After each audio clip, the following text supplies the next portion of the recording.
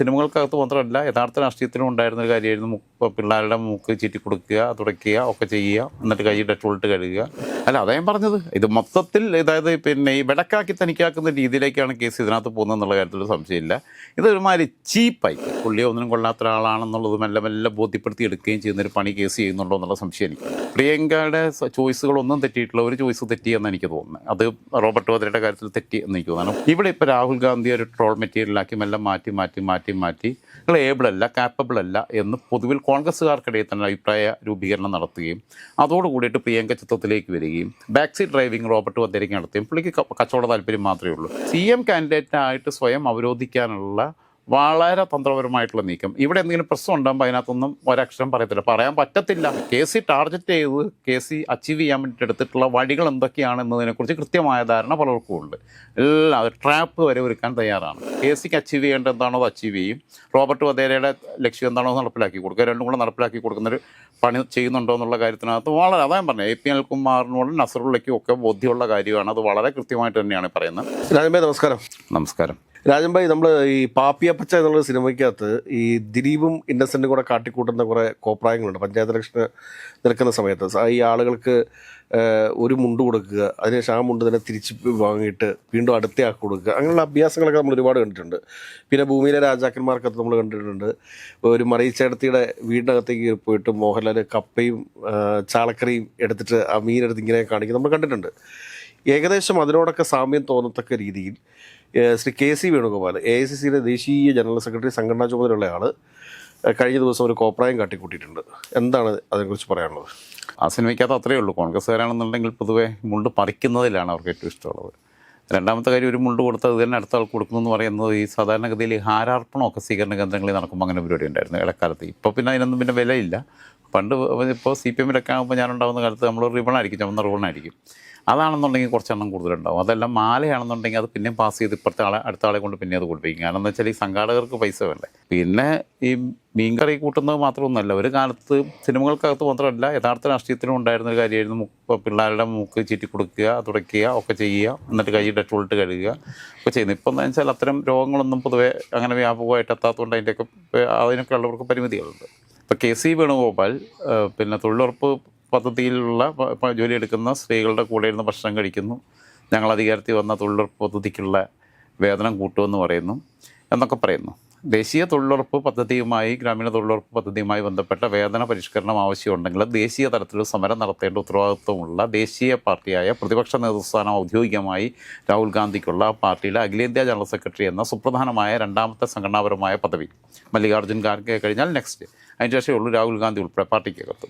അതുള്ള ആൾ കേരളത്തിൽ വന്നിട്ട് എന്തിനാ തായം കളിക്കുന്ന ഇട്ടാവട്ടത്തിൽ എന്നുള്ളത് എനിക്ക് മനസ്സിലാവുന്നില്ല. അതിൻ്റെ ലക്ഷ്യം വളരെ ക്ലിയറാണ്. കാരണം എന്ന് വെച്ചാൽ കേരളത്തിലെ CM മെറ്റീരിയലായിട്ട് ഇവിടെയോട്ട് പ്ലേസ് ചെയ്യപ്പെടണം, കേരളത്തിൽ നിൽക്കണം. എന്നാൽ എല്ലാ സമയത്തും അങ്ങനെ നിൽക്കുന്നുണ്ടോ എന്ന് വെച്ചാൽ ഇല്ല. പൊതുവേ വുഡ് ബ്ലോക്ക് തുടങ്ങുന്നതിൽ ഈ രാഹുൽ ഗാന്ധി ഒരു ട്രോൾ മെറ്റീരിയലാക്കി മാറ്റിയതിനകത്ത് KC വേണുഗോപാലിന് വലിയ പങ്കുണ്ട് എന്ന അഭിപ്രായക്കാരനാണ് ഞാൻ. കാരണം പൊറോട്ട, കാപ്പി, പിന്നെ എന്താ ഉഴുന്നുവട, വെങ്കായം എന്നൊക്കെ പറഞ്ഞാൽ വെങ്കായം, ഉപ്പും, പിന്നെ അത് ഫുഡ് ബ്ലോഗിൽ പിന്നെ പോയിട്ട് അവരെ കൂടെ ഉണ്ടാക്കാൻ പോയതാ. പിന്നെ എന്നാ ഉണ്ടാക്കാൻ പോയതെന്ന് എനിക്കറിയത്തില്ല. തൈര് അത് അതിനകത്തുള്ളത്. അല്ലാതെ തന്നെ വയനാട് സ്ഥാനാർത്ഥിയായിട്ട് വരുമ്പോൾ പത്തിരി, നെയ്വട, പിന്നെ എന്നൊക്കെ പറഞ്ഞിട്ടുള്ള പരിപാടികളുണ്ടായിരുന്നു. ഇതൊക്കെ ഈ കൊണ്ടുപോയിട്ട് കോമളിയാക്കി രാഹുൽ ഗാന്ധിയെ പോലെ ഒരു മനുഷ്യനെത്ര വെയിൽ കൊള്ളുകയും വേർപ്പ് ഇറ്റിക്കുകയും ചെയ്തു.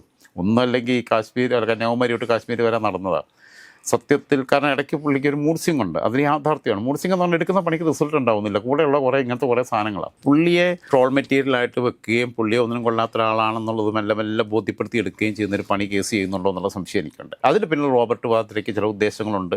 പല കാര്യങ്ങൾ കൂട്ടി വായിക്കുമ്പോൾ അങ്ങനെ ചിന്തിക്കുകയും അങ്ങനെ നിഗമനത്തിലെത്തുകയും ചെയ്യുന്ന ഒരാളാണ്. എൻ്റെ വ്യക്തിപരമായിട്ടുള്ള തരത്തിൽ നിന്നിട്ടാണ്.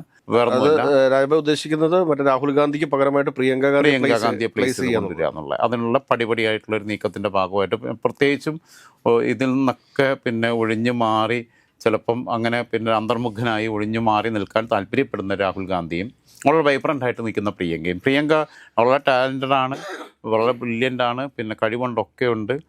മറ്റേ മൂക്കം കണ്ണും തിരഞ്ഞു പോകണ്ട, ഇത് ഇന്ദിരാഗാന്ധിയുടെ മൂക്ക കാര്യങ്ങളെന്നുള്ളതല്ല, അല്ലാണ്ട് ബുദ്ധിയുണ്ട്, ഒക്കെ ഉണ്ട്.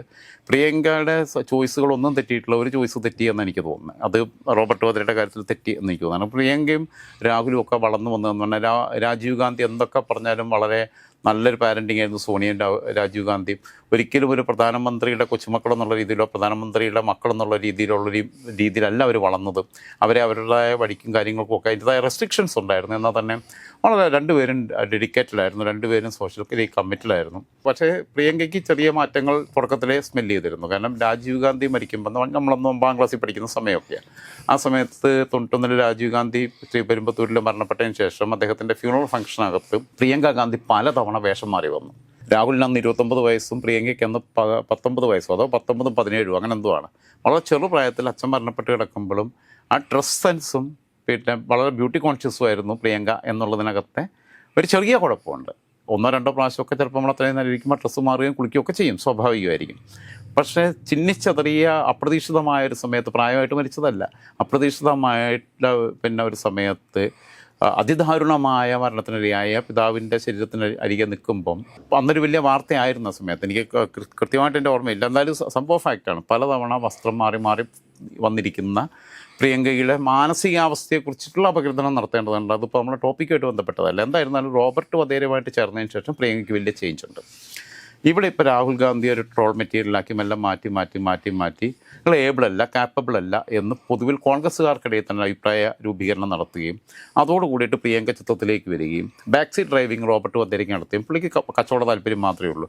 ആ ബിസിനസ് താല്പര്യത്തിൻ്റെ ഭാഗമായിട്ട് പുള്ളിക്ക് പറ്റുന്ന ആൾക്കാരെ KCയെ കൊണ്ടുവന്നിട്ട് AICC ജനറൽ സെക്രട്ടറി ആക്കിയതിന് പിന്നിൽ പോലും രാഹുൽ ഗാന്ധി ആണ് എന്ന് ഞാൻ വിശ്വസിക്കുന്നില്ല. രാഹുൽ ഗാന്ധിയെ ഇങ്ങനൊരു മെറ്റീരിയലാക്കി മാറ്റാൻ വേണ്ടിയിട്ട് KCയെ ഒരു ടൂളായിട്ടവിടെ യൂസ് ചെയ്തിട്ട് പിന്നെ രാഹുൽ ഗാന്ധിയെ പിന്നെ ഇയാൾ മാനിപ്പുലേറ്റ് ചെയ്യുകയും ആ രീതിയിലേക്ക് പിന്നെ ബ്രെയിൻ വാഷ് ചെയ്യുകയും അങ്ങനെ കൊണ്ടു നടക്കുകയും മുതിർന്ന നേതാക്കളെ എല്ലാം അകറ്റി നിർത്തുകയൊക്കെ ചെയ്യുമ്പോഴല്ലേ റോബർട്ട് വധേരയ്ക്ക് കയറി കളിക്കാൻ പറ്റുള്ളൂ. ഇങ്ങനൊരു നീക്കം നടക്കുന്നുണ്ട് എന്നുള്ളതാണ് ഞാൻ മനസ്സിലാക്കുന്നതിനകത്ത്. അത് നമ്മുടെ 6th സെൻസിൻ്റെ ഭാഗമായിട്ട് നമുക്ക് ഊഹിക്കാൻ പറ്റുന്ന. വേറൊന്ന് പിന്നെ അത് നന്നായിട്ട് മിസ്യൂസ് ചെയ്യുന്നുണ്ട് എന്നുള്ളതാണ്. വിടക്കാക്കി തനിക്കാക്കാം എന്നുള്ള രീതിയിൽ. പിന്നെ കേരളത്തിലെ പല വിഷയങ്ങൾ വരുമ്പോഴും KC വേണുഗോപാൽ എടുക്കുന്ന സമീപനം എന്താ? കേരളത്തിൽ പല പ്രശ്നങ്ങൾ വരുമ്പോഴും KC വേണുഗോപാൽ എടുക്കുന്ന വിഷയം അപ്പം ദേശീയ ഗുണാണ്ടറ, ഇന്ത്യ മുഴുവൻ നോക്കാൻ ഉത്തരവാദിത്തപ്പെട്ട ആളാണ്. കാരണം ഇന്ത്യ വലിയൊരു മഹാരാജ്യമാണ്. ഈ കേരളത്തിലെ തെക്കേറ്റത്തുള്ള കേരളത്തിലെ കാര്യങ്ങൾ നോക്കിയിരിക്കേണ്ട ഒരാളല്ല പുള്ളി. കമ്മീഷൻ സിനിമയ്ക്കകത്ത് മറ്റേ രതീഷിൻ്റെ മോഹൻ തോമസ് എന്ന് പറയുന്ന കഥാപാത്രം പറയുന്നത് പോലെ ഈ കേരളം എന്ന ഇട്ടാവട്ടത്തിൽ തായം കളിക്കാൻ താല്പര്യമില്ല, അങ്ങ് ഇന്ദ്രപ്രസ്ഥത്തിലാണ് കളി എന്ന് പറഞ്ഞ പോലെ. അപ്പോൾ അവിടെ അല്ലാത്തപ്പോൾ ഇവിടെ കയറി വന്നിട്ട് എല്ലാത്തിനകത്തും കയറി വന്നിട്ട് ഞാനിവിടെ ഉണ്ടെന്നുള്ളത്. കാരണം ഇവിടുത്തെ എന്തെങ്കിലും വിഷയം വരുമ്പോൾ KCC പ്രസിഡന്റിനെ തിരഞ്ഞെടുക്കുക, അല്ലെങ്കിൽ ബാക്കി പുനഃസംഘടന, അതിനകത്തെല്ലാം ബ്ലോക്ക് പ്രസിഡന്റിനെ തിരഞ്ഞെടുക്കുന്നതിനകത്ത് വരെ AICC സംഘടനാ ജനറൽ സെക്രട്ടറി നേരിട്ടിടപെടുക. അതാലോചിച്ച് നോക്കണം. ഇത് എത്ര ബ്ലോക്ക് ഉണ്ട് അവർക്ക്, എത്ര മണ്ഡലമുണ്ട്, 10,500 പിന്നെ മണ്ഡലം കമ്മിറ്റികളുണ്ട്. അതിനകത്ത് പ്രസിഡന്റിനെ തിരഞ്ഞെടുക്കുമ്പോൾ വരെ വന്ന് ഇടപെടും. അത് കഴിഞ്ഞിട്ട് ഇവിടുത്തെ എന്നാൽ സീരിയസ് ആയിട്ടുള്ള ഇഷ്യൂസ് ഇപ്പോൾ പിന്നെ ഒരു യുവ MLA-ക്കെതിരെ യുവ MP-ക്കെതിരെ ഉയർന്നു വന്ന ആരോപണങ്ങളെക്കുറിച്ച് വന്നപ്പോൾ അത് കേരളത്തിലെ പ്രശ്നങ്ങൾ കേരളത്തിലെ സംഘടന KPCCയും കേരളത്തിലെ ഉത്തരവാദിത്തപ്പെട്ട ആളുകളും കൂടെ ചെയ്യും. കാരണം ഞാൻ കേരളത്തിൻ്റെ ആളാണെങ്കിൽ ഞാൻ രാജ്യം മുഴുവൻ നോക്കേണ്ടതുകൊണ്ട് കൃത്യാന്തര ബാഹുല്യം കാരണം, അതായത് ഓവർലോഡഡ് ആയതുകൊണ്ട് ഇവിടുത്തെ കാര്യത്തിൽ ഫോക്കസ് ചെയ്യാൻ ഞാൻ കേരളത്തിൽ നിന്നുള്ള ആളാണെന്ന്, മലയാളിയാണെങ്കിൽ ഞാൻ ഇന്ത്യ മൊത്തം, അല്ലാതെ അവിടുത്തെ കാര്യങ്ങളിൽ ഞാനെല്ലാം നോക്കേണ്ടതെന്ന് പറയും. പക്ഷേ അല്ലാത്തപ്പോൾ ഇവിടെ വന്നിട്ട് പിന്നെയും വരും. അപ്പോൾ ചോദിക്കുമ്പോൾ എന്താ പറയുക, അത് ഞാൻ ആലപ്പുഴയുടെ MP അല്ലേ, കേരളത്തിൻ്റെ പ്രതിനിധി അല്ലേ എന്ന് ചോദിക്കും. അതായത് CM കാൻഡിഡേറ്റായിട്ട് സ്വയം അവരോധിക്കാനുള്ള വളരെ തന്ത്രപരമായിട്ടുള്ള നീക്കം. ഇവിടെ എന്തെങ്കിലും പ്രശ്നം ഉണ്ടാകുമ്പോൾ അതിനകത്തൊന്നും ഒരക്ഷരം പറയത്തില്ല, പറയാൻ പറ്റത്തില്ല. വാ തുറന്നു കഴിഞ്ഞാൽ കഴിഞ്ഞു. KC കണ്ടംപടി ഓടേണ്ടി വരും. രാഹുലോ ഷാഫിയോ വാ തുറന്നു കഴിഞ്ഞാൽ കണ്ടംപടി ഓടേണ്ടി വരും. അല്ലെങ്കിൽ അപ്പോൾ ഉണ്ണിത്താനൊക്കെ ബെല്ലുപിടിച്ച് പലതും പറഞ്ഞിട്ടുള്ളൂ. ഉണ്ണിത്താനൊക്കെ ചൊറിഞ്ഞു നോക്കണം, എന്നാൽ പിന്നെ ശരിയായി കഴിഞ്ഞു, എന്നാൽ പിന്നെ KC കഴിഞ്ഞു. അത് ഒറ്റ ദിവസം കൊണ്ട് ഉണ്ണിത്താനെതിരെയുള്ള സോഷ്യൽ മീഡിയ അറ്റാക്ക് അവിടെ നിന്നു. അപ്പോൾ അതേപോലെ ആയിരിക്കത്തില്ല KCക്കെതിരെ വന്നു കഴിഞ്ഞാൽ. KCക്കെതിരെ വന്നു കഴിഞ്ഞാൽ KCക്ക് താങ്ങാനുള്ള കെൽപ്പുണ്ടാവത്തില്ല. അതിനുള്ള മെന്റൽ പവറും KCക്ക് ഉണ്ടോ എന്ന് സംശയമുണ്ട്. മെന്റൽ പവറൊക്കെ ഉണ്ട്.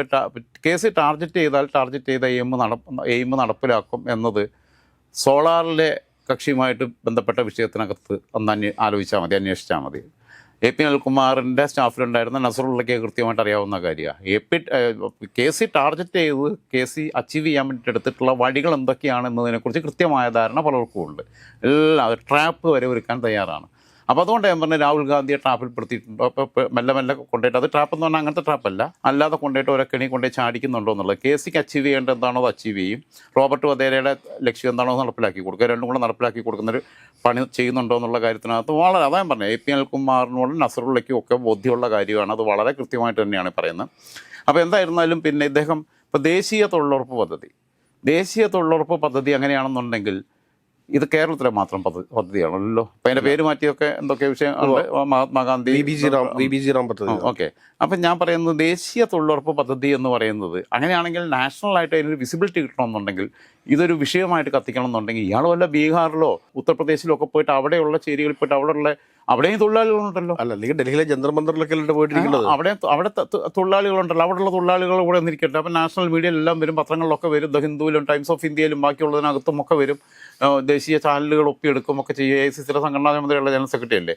പക്ഷേ ഒരു പ്രശ്നമുണ്ട്, ഇവിടെയും പിന്നെ ആലപ്പുഴയിൽ ഇവിടെ അഭ്യാസം കാണിക്കുന്ന പോലെ അവിടെ ചെന്നിട്ട് സ്ത്രീകളെടുത്ത് പോയിട്ട് പിന്നെ കപ്പയും മീൻകറിയും കഴിക്കാന്ന്, കപ്പയും മീൻകറിയല്ല, അവരല്ലെങ്കിൽ അവരുടെ പിന്നെ മറ്റേ ഉരുളക്കിഴങ്ങ് കറിയും പരിപ്പ് കറിയും ഒക്കെ കൂട്ടിയിട്ട് അവരെ ചപ്പാത്തിയൊക്കെ കഴിക്കാൻ നിൽക്കുകയാണെന്നുണ്ടെങ്കിൽ ആദ്യം അവർ ചോദിക്കുക, അവർ കരുതും പിന്നെ ഇത്രയും പിന്നെ വെള്ളയും കൊടുത്തു തന്ന എന്താ പറയുക, പിന്നെ വേദനിക്കുന്ന കോടീശ്വരൻ എന്ന് പറഞ്ഞ പോലെ ഭക്ഷണം കാണാത്ത കോടീശ്വരൻ എന്നുള്ള രീതിയിൽ അവർ ചിന്തിക്കത്തുള്ളൂ. കാരണം എന്ന് വെച്ചാൽ അവർ ചോദിക്കും കോനെ ഇസ്കോ മലുനെ കോനെ കിതർസെ ആയാന്ന് ചോദിക്കും. കാരണം അവർക്ക് KC വേണുഗോപാലിനെ അറിയത്തില്ല. കേരളം വിട്ട് കഴിഞ്ഞാൽ KC വേണുഗോപാലിനെ അറിയുന്നത് DK ശിവകുമാറിനും രേവന്ത് റെഡ്ഡിക്കും അങ്ങനെ കുറച്ച് പേർക്ക് മാത്രമേ കേരളം വിട്ട് കഴിഞ്ഞാൽ, പിന്നെ മല്ലികാർജ്ജുൻ ഖാർഗെക്കും രാഹുൽ ഗാന്ധിക്കും പ്രിയങ്ക ഗാന്ധിക്കും അങ്ങനെ പിന്നെ കുറച്ച് കോൺഗ്രസ്സുകാർക്കല്ലാതെ വേറെ ആർക്കും അറിയത്തില്ല. അതൊരു യാഥാർത്ഥ്യമാണ്. കേരളം വിട്ട് കഴിഞ്ഞാൽ പിന്നെ അറിയാവുന്ന തമിഴ്നാട്ടുകാരനായിട്ടുള്ള D രാജയ്ക്ക് അറിയും. അദ്ദേഹത്തിന് പിന്നെ അറിയാൻ മാർഗമുണ്ട്. അതുപോലത്തെ ബംഗാളി എന്നുള്ള മുഹമ്മദ് സലീമിന് അറിയും. കാരണം ഇവർ ഇന്ത്യ സഖ്യത്തിൻ്റെ ഭാഗമായിട്ട് നിൽക്കുന്നതുകൊണ്ട് അരവിന്ദ് കെജ്രിവാളിന് അറിയും. അങ്ങനെ കുറച്ച് പേർക്ക് അറിയും. അതല്ല ഞാൻ കാര്യം ചോട്ടെ, കാരണം പെട്ടെന്ന് ഈ തൊഴിലുറപ്പ് പദ്ധതിക്കാരെ കണ്ടതാണെങ്കിൽ എന്തിനാണ് ഈ അവിടെയാണ് ഇതിനകത്തുള്ള നാടകീയതയിലേക്ക് വരുന്നത്. അതായത് പിന്നെ ലേപ്പിൽ 3 വെച്ചേക്കുന്നത്. ഈ 3 ലേപ്പിൽ വെച്ചേക്കുന്നു. 3 ലേപ്പിൽ വെക്കുക മാത്രമല്ല, പിന്നെ 3 ആംഗിളിലും വീഡിയോസ് ഉണ്ട് ഇതിൻ്റെ.